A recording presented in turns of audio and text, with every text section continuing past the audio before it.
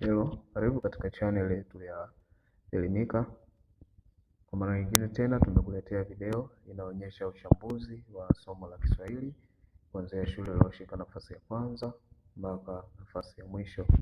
Hivyo usisahau subscribe, kushare na comment ili kwa kwanza endapo tutafanya video nyingine inayohusu tathmini ya kila somo.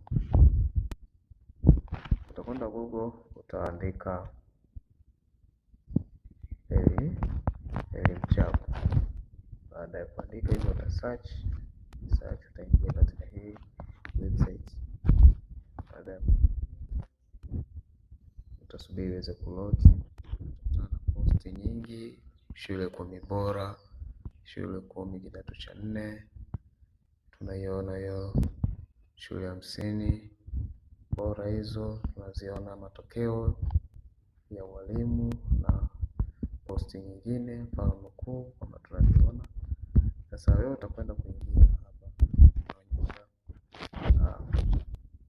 inaonyesha hapa kwamba ranking ya shule bora Kiswahili form 4 25, matokeo ya NECTA.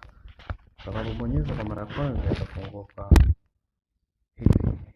Kwa hiyo utarudi nyuma, utabonyeza tena, itafungua content.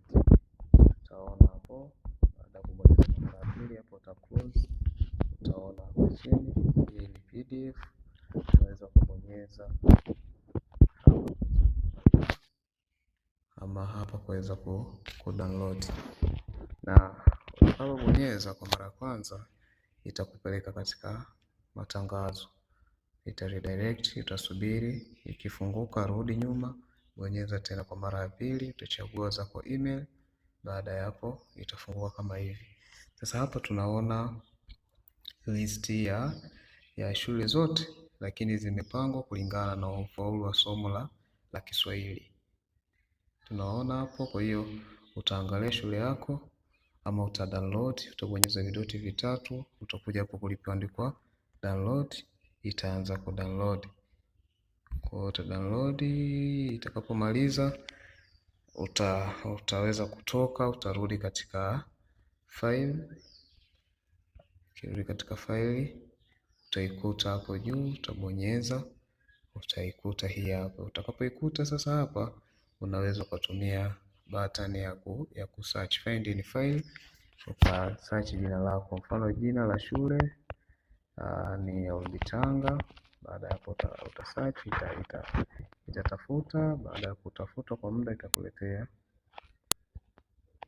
tunaiona hapo Olbitanga Secondary School.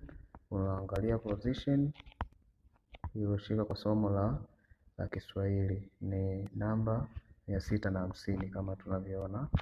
Kwa hiyo utakuwa unaangalia kwa mtindo huu, utaangalia ufaulu wake, GPA kama ilivyo huko juu. Kwa hiyo iko katika peji za mwanzo kabisa.